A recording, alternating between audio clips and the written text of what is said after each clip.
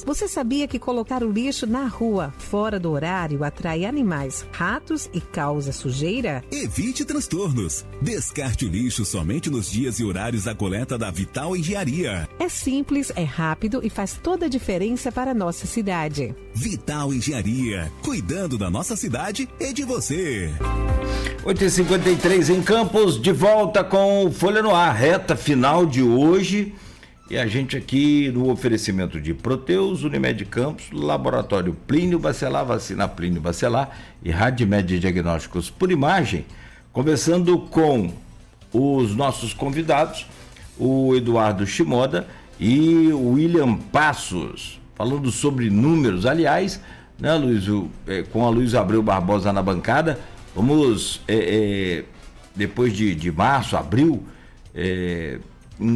apertar aí um pouco mais essa agenda nossa com as análises aí desses números, aproximando as eleições de 2026. Importante eleição para presidente, para governador, para senador e para deputados estaduais e federais. Então a gente vai estar sempre aqui separando uma data aí, por semana, por quinzena, por mês, né, para a gente poder entender melhor esses números, esse comportamento do eleitorado brasileiro nesse ano tão importante. Esse ano é um ano bem atípico, né? Eu acho que alguém já falou isso aqui no começo do programa.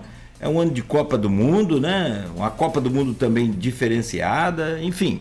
Eu volto com você, meu caro Aloysio, para não ganhar o troféu Roberto Henriques, por favor. Você falou uma coisa certa. É Copa do Mundo com conflagração interna nos Estados Unidos com a ICE. Se houver um problema com torcida brasileira com a ICE, você já imaginou como isso vai refletir mal para a direita e bem para o Lula? É uma possibilidade.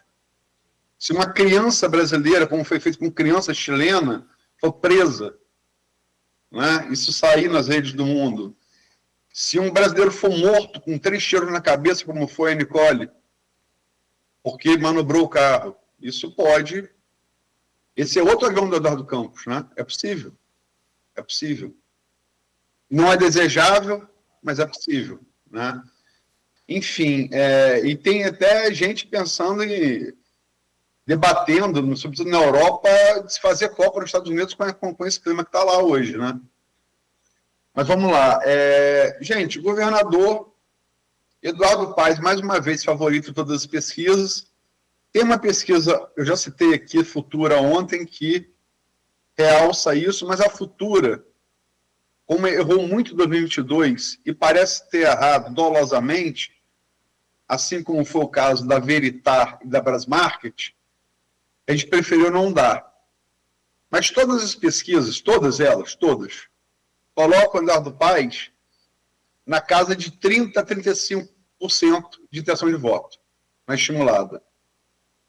E você tem poucos adversários potenciais que performam na casa de 10 pontos, de 2 dígitos. Poucos.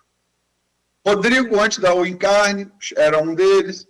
Garotinho é outro deles, mas Garotinho... a gente tem que ver ainda se o TRE vai homologar a candidatura dele. Tem ainda, segundo eu soube, uma pendência a ser resolvida da Chequinho, né, jurídica. Garotinho bate muito no judiciário, e isso costuma se voltar contra ele, como foi o caso de Bolsonaro, né? E Garotinho também tem uma reeleição enorme, o que impossibilita ele de tentar ganhar no segundo turno. E o projeto dele parece ser claramente deputado ou senador, né?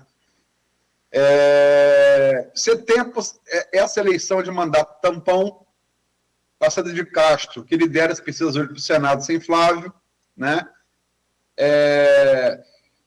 O Castro, que é o Nicola Michione, que é um técnico, que não teria missão política nenhuma.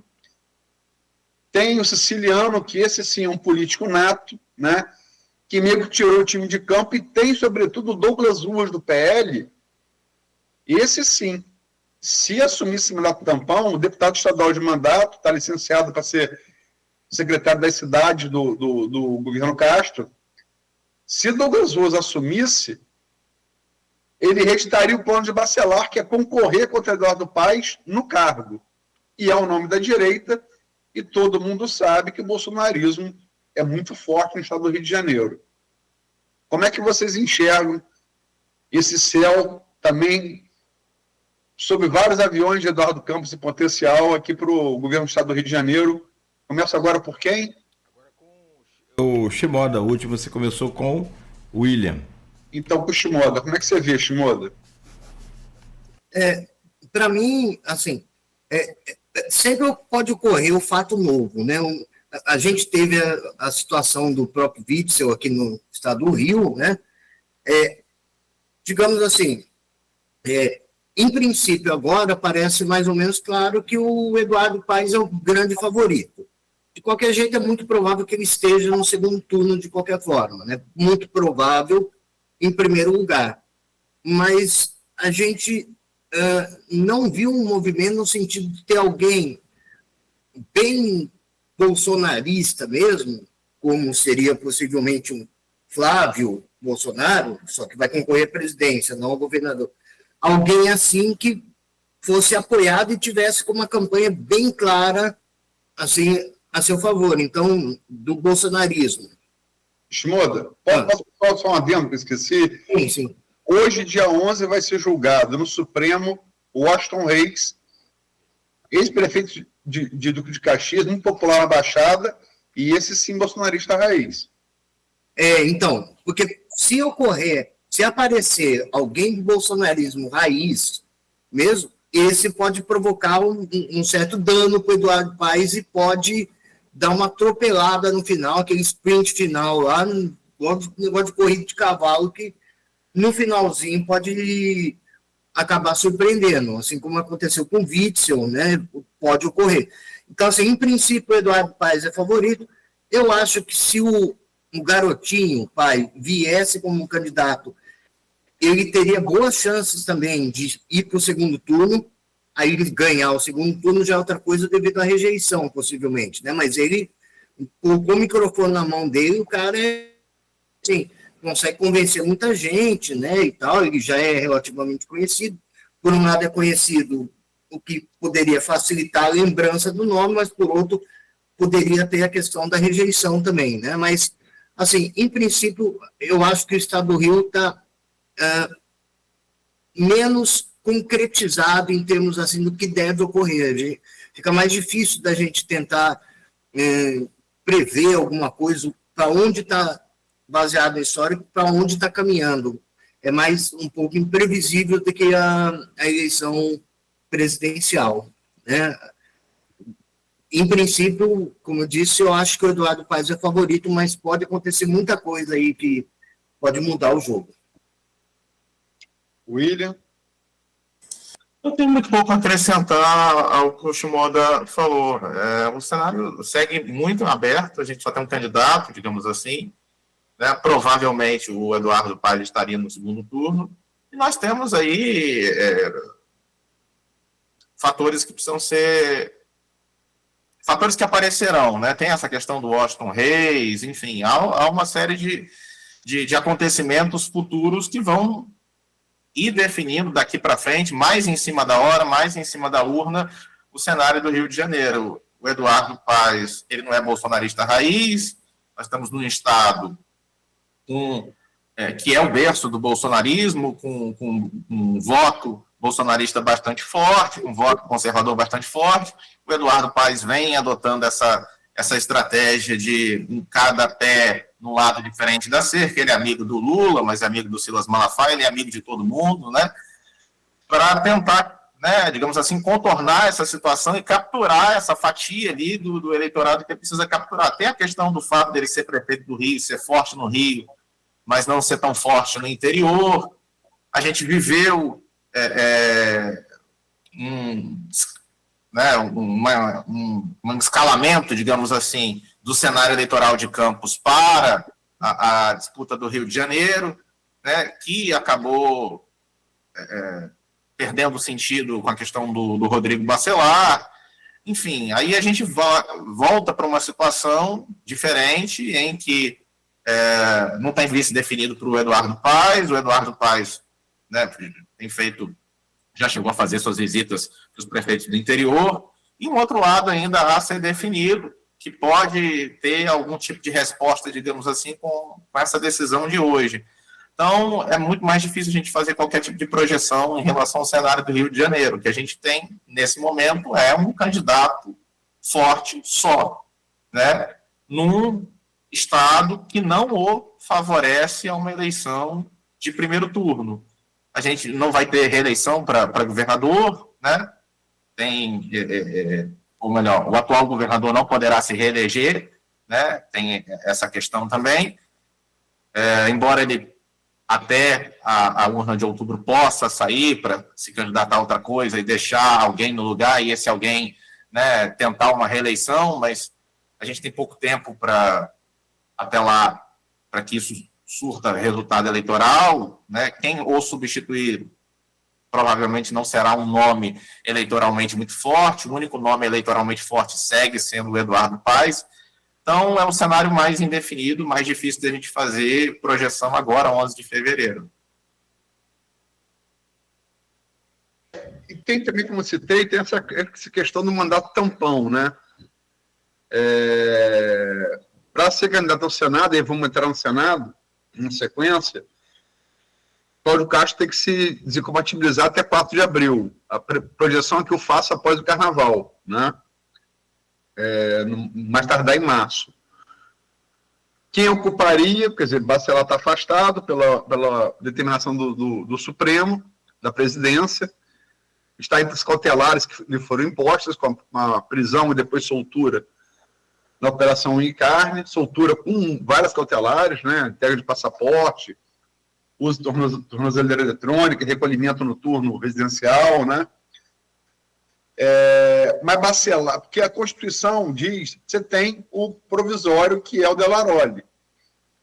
Mas você só está na linha de sucessão se você for presidente da LEC eleito, né? Então, quem assumiria é o presidente do TJ, né? Que teria que convocar a eleição até 30 dias depois. Mas já está rolando também uma tática jurídica de Eduardo Paes para tentar entrar com um recurso para obter uma liminar para não haver eleição mandato tampão e se manter o desembargador até o final da eleição. São várias condicionantes, né? Isso posto, e não tem ninguém de brincadeira, né? Tem plano A, plano B e plano C. Mas isso posto, quer dizer, saiu Flávio Bolsonaro, liderava o Senado, Cláudio Castro, após as operações na Penha e no Alemão, explodiu de popularidade. Outro avião do Eduardo Campos, no caso aqui, ele foi negativo a Lula, mas foi muito positivo a Cláudio Castro. Hoje parece ser, em todas as pesquisas, o nome para essa primeira vaga de 2 cadeiras do Senado, mas tem a disputa da segunda cadeira. O nome da esquerda que aparece melhor posicionado nas pesquisas é Benedita da Silva, deputada federal do PT, ex-governadora, né? Quadro histórico do PT fluminense. Há um senador de mandato, que é o Carlos Portinho, que também tenta, né? Como é que vocês veem essa eleição ao Senado da República, nas 2 cadeiras que o Rio vai ter? Começo agora por William. A gente tinha uma definição maior quando uma das cadeiras era liderada pelo Flávio, né? Sem o Flávio, fica mais indefinido ainda. Eu vejo como uma chance bastante forte do Castro, se ele vier candidato, e, além do Castro, é possível que a gente tenha aí um segundo pelotão embolado, e nesse pelotão entre Carlos Portinho, Benedita, né, e, de repente, outros nomes também. Então, assim como a eleição para o Palácio Guanabara, eu vejo as 2 cadeiras do Senado numa situação de indefinição e com possibilidade maior para o Cláudio Castro, tudo mais constante, né? Se ele desincompatibilizar, disputar o Senado e até lá não acontecer nada que possa produzir dano à candidatura dele. Se não for condenado, no caso, você perde. Se não sair operação em carne 3. Banco Master. O caso previdenciário do Banco Master, o dinheiro mal aplicado da Previdência. Enfim, Shimoda. Então, para senador, eu concordo com o William, está relativamente definida. Parece haver uma chance boa do Castro ser eleito senador. Agora, o outro nome vai depender muito de serem lançados, de fato, os candidatos, vai depender da campanha. O que me parece, Luiz, é que existe uma chance boa da direita eleger os 2 senadores do Estado do Rio, tá? Eu acho que o Castro sendo um e o outro vai ser definido ainda, mas pelo perfil de votações anteriores aqui no Estado do Rio, parece que a probabilidade de 2 à direita serem os senadores eleitos aqui é bem razoável. Tá? Agora, quais os nomes? Castro acharia que seria um provável, muito embora tenha muita coisa para ocorrer ainda, mas o outro vai depender de quem for escolhido de fato. Gente, seu nome... Desculpa. O Castro, se me permite, Shimoda, né, a econometria e o latim, tudo mais constante, né? Quaeteris paribus, né?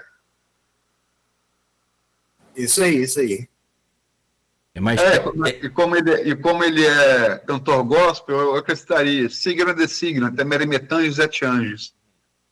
Temerei os sinais dos anjos que me tocam. Mas, gente, são 9 e 9. Luiz, e tem a mosca azul aí, trabalhando no ouvido do Flávio, que ele pode vir senador, deixar esse negócio de ser presidente, que ele pode não ganhar, e vir presidente do Senado. A mosca azul tá lá perturbando a cabeça dele. Eu acho assim, Nogueira, que a atitude ontem do Big Data de tirar Tarcísio e Michele da disputa, para mim, a meu juízo, não sei se vocês concordam, é isso mesmo, Flávio. Flávio.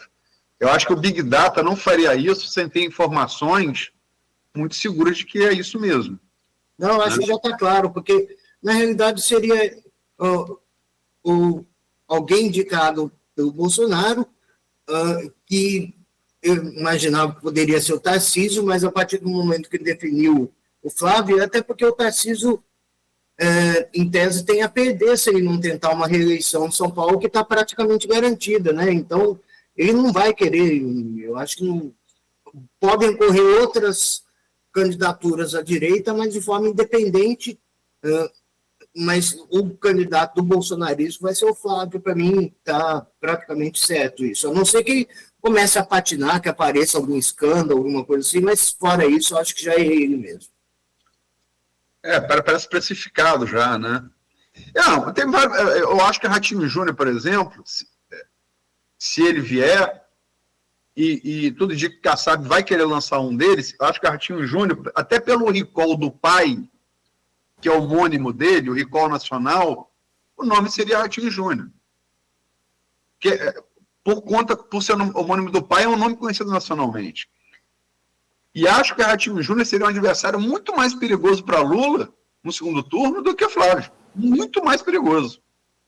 O próprio Tarcísio também, eu acho que seria. Tarcísio, se fosse, eu acho que, enfim. Eu vejo o Tarcísio nessa eleição como vice em 2018. Se for para o segundo turno, ganha.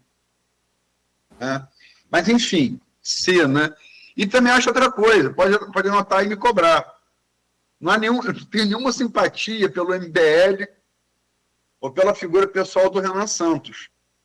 Mas vejo nele um perfil com potencial para performar, talvez até em 2 dígitos, no final da eleição. Linguagem agressiva, rede social, é mais articulado que Pablo Marçal, tem um MBL por trás, ajudou a derrubar Dilma, né? Fala muito com um jovem de direita. Então, acho que é outro cara que vai, não para chegar ao segundo turno, mas assim, para fazer 2 dígitos. Mas, gente, vou terminar, são 9h12, uma pergunta aqui do telespectador, do streaming, que é assíduo aqui no programa, Renato Carvalho de Oliveira. Bom dia a todos. Aloysio, já não passou da hora da população acompanhar a grande mudança da política brasileira, onde o presidente perdeu o poder, ele coloca o poder entre aspas, e o protagonismo, e se preocupar mais com o legislativo, que é onde realmente as mudanças verdadeiras acontecem? Então, transfiro a pergunta aí para vocês. Começo agora pelo Shimoda, né? Na realidade, não acho que está havendo, digamos, um equilíbrio muito bom entre os poderes. Assim, parece que em alguns determinados momentos um poder parece que sobressai em relação aos demais, né? Eu vejo, assim, uma coisa que eu percebo já há bastante tempo, que é a questão de governabilidade. O executivo, então, por uma questão de governabilidade, ele já está, há um certo tempo, mais ou menos refém do legislativo, tá? E a gente vê também, assim, a judicialização de muitos tipos de decisão que talvez não fossem para ir para o judiciário. Então, assim, realmente está havendo, na minha opinião, um certo desequilíbrio dos poderes, tanto de um lado quanto de outro, tá? Para a direita, para a esquerda, para o centro, esse tipo de coisa. Eu acho que, assim, tem alguns momentos que parece que o executivo não está conseguindo realmente, em âmbito nacional, estadual, municipal, cumprir o seu papel da maneira como poderia. Tá? William? Eu acho, sim, que o legislativo deveria ser mais olhado, deveria ser mais valorizado pela população. Mas eu reconheço que, por razões culturais, né, o Brasil é um país presidencialista. Então, os chefes dos executivos, acho que em especial o presidente da República e prefeito, eles costumam ser mais observados pela população, digamos assim. Então, por mais que nós tenhamos um arranjo presidencialista muito abrasileirado, e esse arranjo dê uma relativizada no poder do presidente da República, eu reconheço as enormes dificuldades da população para valorizar mais ou prestar mais atenção à política legislativa do que aquela em âmbito executivo. Primeiro que existe uma dificuldade da população, o que é comum com a sociedade moderna, em romper o próprio cotidiano para poder se preocupar com questões mais coletivas, né? Porque os indivíduos eles são muito presos ao cotidiano. E a gente tem uma camada assim mais escolarizada, que normalmente, né, olha mais para essas questões, mas o grosso da população não, é restrito ao próprio cotidiano. E por razões culturais, né, é muito difícil da gente romper com essa ideia de que o personagem político que precisa ser mais visto é o presidente e o prefeito, embora eu acho que também seja algo processual e a ser construído dentro da democracia brasileira. Né? A gente ainda é herdeiro cultural de Dom Sebastião, né? Está no nosso ethos. Tem meio milênio, mas parece que vai levar outro meio milênio para isso ser exorcizado. O brasileiro começa a conversar sobre política e tal, aí engrena um pouquinho, agora está mais polarizado e tal, mas aí depois, cara, vamos deixar a política para os políticos e vamos voltar para o trabalho. Acho que isso é isso aí que você está falando, é um erro da gente. Então, esse líder messiânico, né, que vai arrastar, que vai nos redimir, né, que vai nos guiar ao tempo de glória, quando Portugal era a principal nação da Europa, né? Inclusive, primeiros europeus a chegarem no Japão dos antepassados de Shimoda. Foram longe.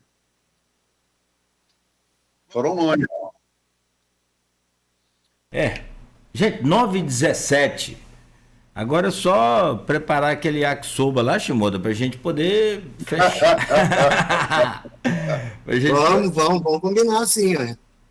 Demorou. Aliás, Churrasqueiro de mão cheia. Rapaz, eu é que perdi por 2 oportunidades, mas infelizmente a causa foi justa e foi absolutamente necessária, mas vamos lá, vamos fazer um...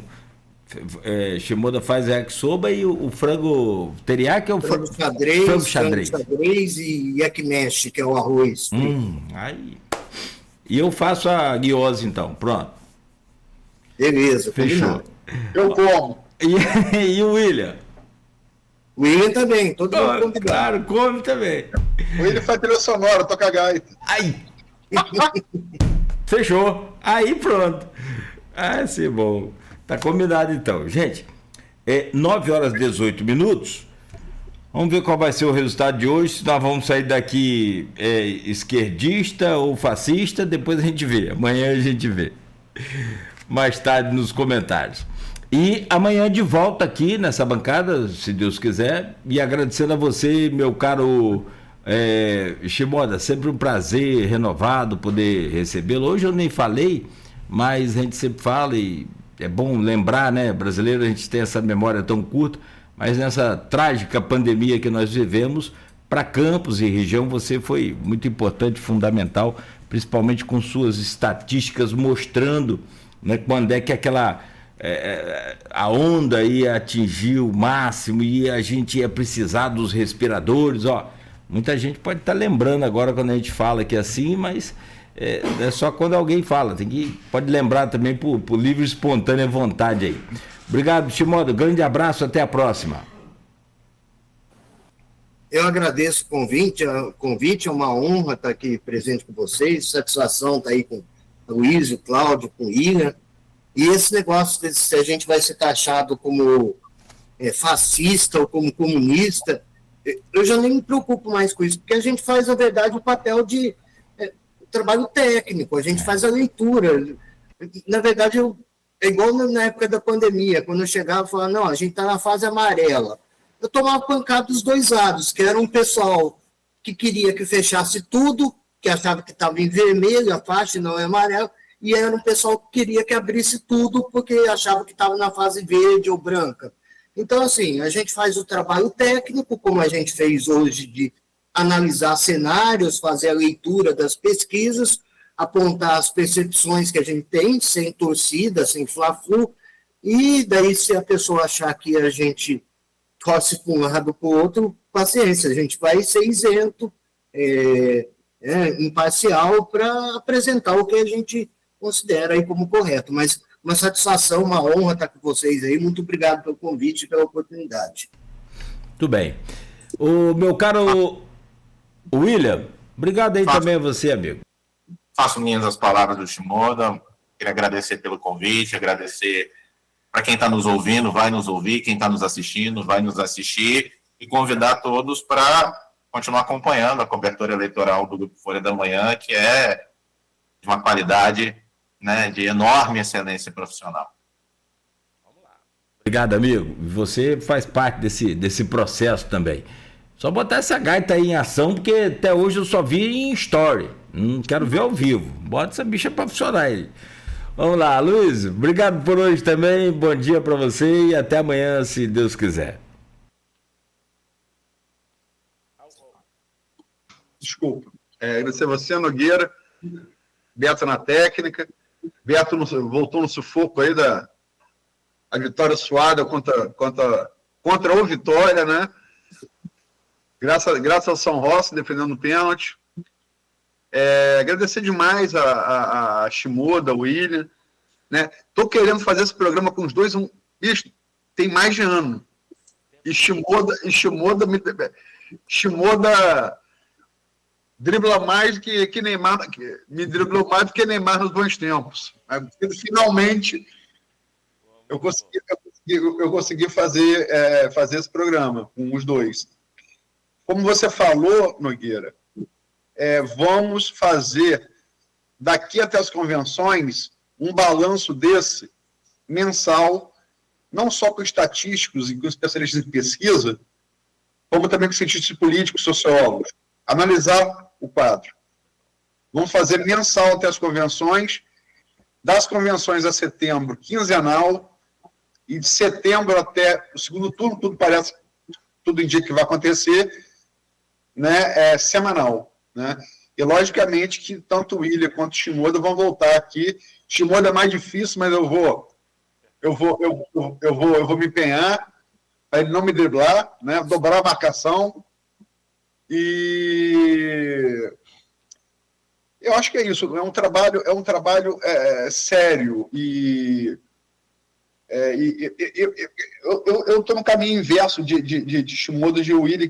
O Willian foi geografia, foi para Portugal, onde geografia mais física, foi para estatística. Shimoda foi primeiro para biologia, depois com a questão da estatística aplicada, né, em ciências biológicas, né? Como você bem disse, é bom lembrar, Shimoda salvou vidas em Campos. Shimoda é credor da cidade. Ele literalmente salvou vidas no período da pandemia, né? Acho que é sempre bom lembrar isso. A cidade tem que ser grata ao trabalho que Shimoda fez e prova o quanto o trabalho estatístico, para além de projeção eleitoral, pode ser fundamental entre vida e morte, né? O quão ele é importante. E hoje tem Quest, Willian. Tem Quest hoje. Daqui a pouco vamos cair nela. Um abraço, obrigado. Se a pessoa ele mesmo falou agora, bota na fase branca, abre isso tudo aí, né? E aí morre gente. Quem é que se responsabiliza, né? Dinheiro não é tudo, a vida sim. Vamos lá, 9h24, fechamos aqui o Folha no Ar, de volta amanhã. Oferecimento de Proteus, Unimed Campos, Laboratório Plínio Bacelar, Vacina Plínio Bacelar e Radmed Diagnósticos por imagem, sempre à frente.